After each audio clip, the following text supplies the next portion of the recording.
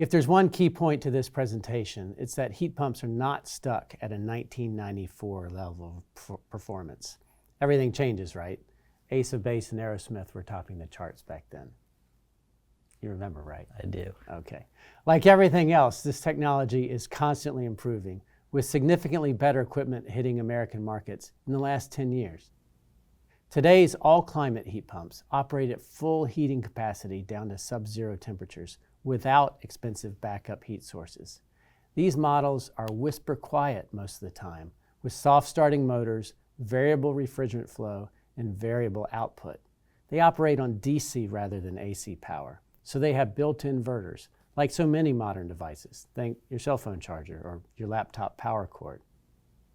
All climate heat pumps can be ducted or ductless, so they're ready to fit any installation scenario, even locations where only 110 volt power is available or the breaker box is full. I want to stress that as technology changes, it's more important than ever for sales staff and installers to be current and knowledgeable about all of the options. Here's a diagram of the equipment and heat flow of a typical split system heat pump. The word split indicates that they're inside and outside units, those big boxes, separated from each other. But those work in combination to heat and cool the home. In the winter, cooler air from the home enters the air handler via the return plenum to be heated. Instead of passing through a heat exchanger warmed by burning fuel, the passing air is heated as it passes over the same radiator coil used to cool the home in the summer. In the heating season, that coil contains high temperature, high pressure gas, a refrigerant. As the cooler air passes over the coil, it takes on the heat of the refrigerant. The gas then cools and condenses into a liquid. That liquid is then pumped back to the outdoor unit, a compressor that looks just like a typical air conditioner's compressor. There, the gas passes through an expansion valve to relieve the pressure on the liquid. This also cools it dramatically. Because that refrigerant is now so cold, it will absorb heat from the ambient air around the compressor. Lastly, the gas is compressed to increase the pressure and therefore the temperature, and the now superheated refrigerant is pumped inside to the coil in the air handler, and the process starts all over again. In the summer, set the thermostat to cool, and the refrigerant flow will reverse, thereby taking heat out of the home. This is why it's sometimes said that a heat pump is just an air conditioner with a reversing valve, a part that costs less than $200. So there's really no reason to ever buy a single function AC for a space that also needs heating. Maybe you've heard that heat pumps are more than 100% efficient, and maybe you thought that was just a typo. Well, actually it's true, and here's why. It's a basic principle of physics that 1 kilowatt hour of electricity provides 3,412 BTUs of heat via electric resistance. That's what standard heat pumps use for their auxiliary heat. And it's the same technology as a toaster, a hairdryer, or an electric oven. Here's my toaster. I'm making some very good toast with butter and jam. 100% of the electrical energy is converted to heat at that glowing red element. But by moving or pumping heat, a kilowatt hour of electricity used by a heat pump can deliver more than 10,000 BTUs of heat to a building. This is why we refer to heat pumps as more than 100% efficient at heating your home or business. The precise efficiency depends on outside temperatures and the performance specs of the heat pump. So, 300% efficient isn't a typo, and it isn't magic. It's actually the same basic refrigerant cycle technology we've used for well over 100 years, just with the most modern equipment. When most people think of air source as opposed to ground source, often called geothermal heat pumps, they think of something like what's shown here. There's an inside unit, or air handler, the one in this picture is in a vented attic, and the outside unit, also called the compressor or condensing unit. It sits on the ground or on a platform close to the building, or maybe on the roof. This is the most commonly used type of heat pump as of 2025. These models can offer variable output and fairly high efficiencies.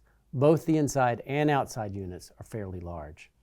The key challenge for standard heat pumps is the extent to which they lose heating capacity at colder outside temperatures. As it gets colder outside, they require auxiliary heat to deliver enough BTUs to the home. This is the emergency or backup heat that folks hate paying for. Usually it's electric heat strips mounted in the air handler, but the auxiliary heat can also be some sort of fossil fuel-fired system. That might be a dual fuel heat pump that basically has a built-in furnace, or it could be a heat pump installed where the home also has a separate furnace or boiler system. Inverter technology, one of the keys to super high performance heat pumps, is often regarded as new, but actually it's been around since the 1980s. Today, more and more inverter equipment options are hitting the market. They are highly efficient and amazingly quiet. The highest performing inverter heat pumps are often called cold climate systems. They can maintain full heating capacity even when outside temperatures are less than 0 degrees Fahrenheit. That means, depending on the local climate, auxiliary heat does not need to be installed for these systems.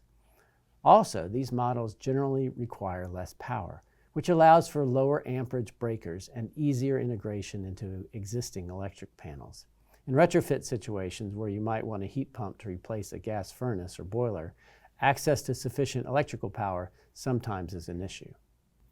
So here we're going to talk about the actual heating and cooling potential for the equipment.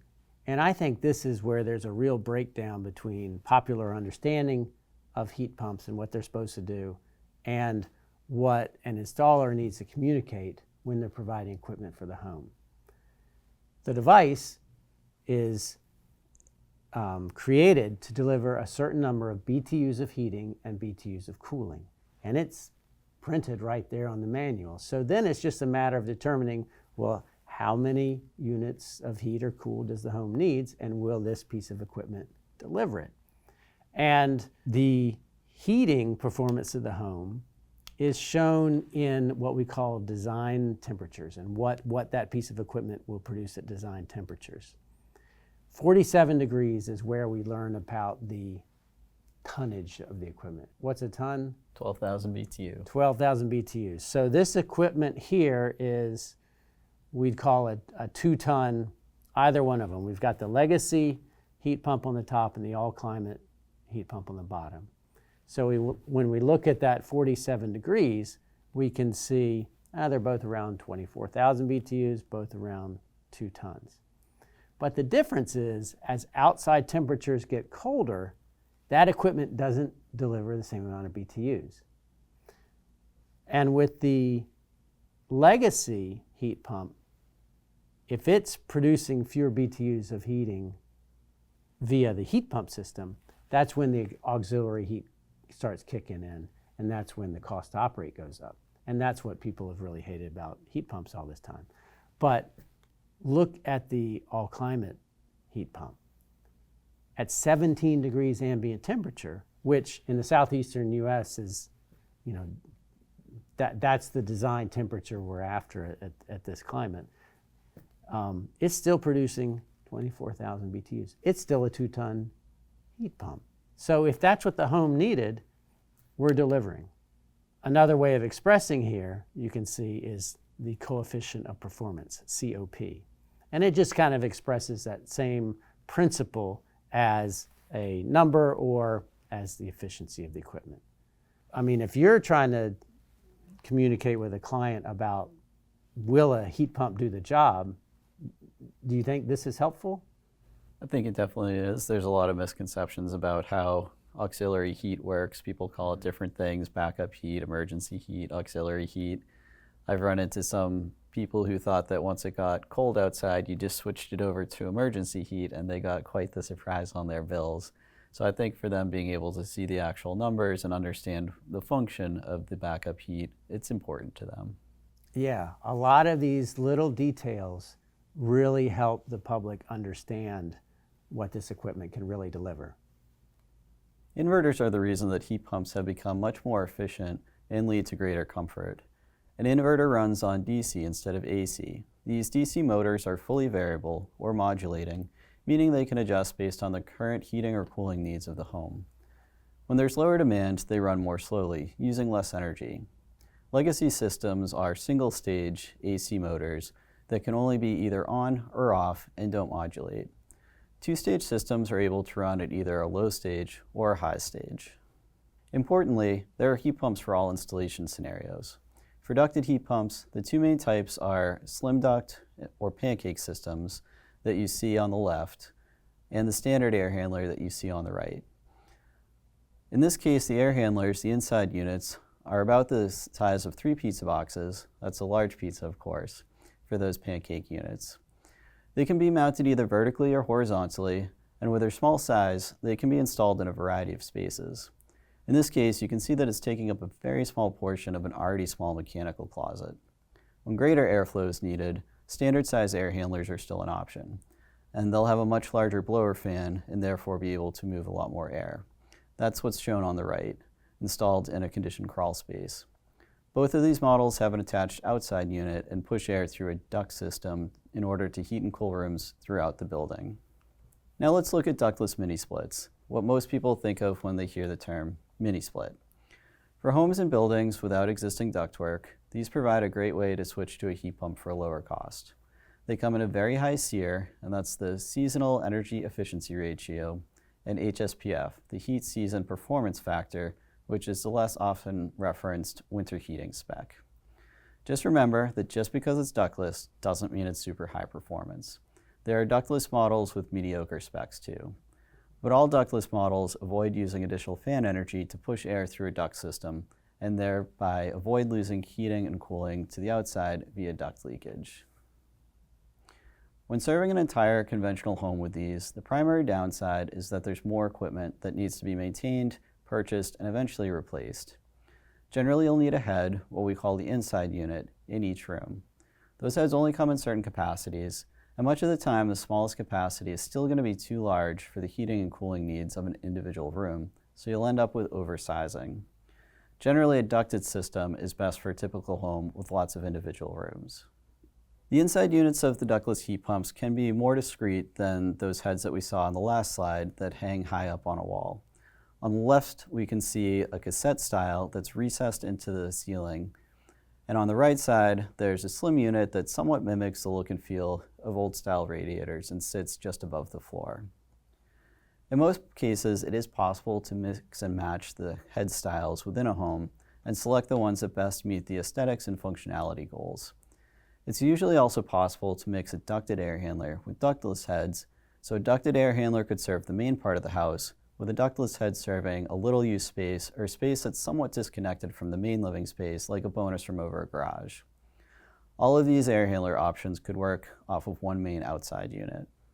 There are also some packaged units that are newer to the market and are in fact heat pumps even though they may not look like it. They're called packaged because the compressor and the air handler are part of a single piece of equipment instead of being split between the inside and the outside like a standard split heat pump. These can be a great option for homes as well as apartments, especially when there's not existing ductwork in place, or there's limited space for an air handler within the home or for the outside unit outside of the building. This table summarizes all the variables that we've discussed so far, and you can see that there's a heat pump option for almost any situation.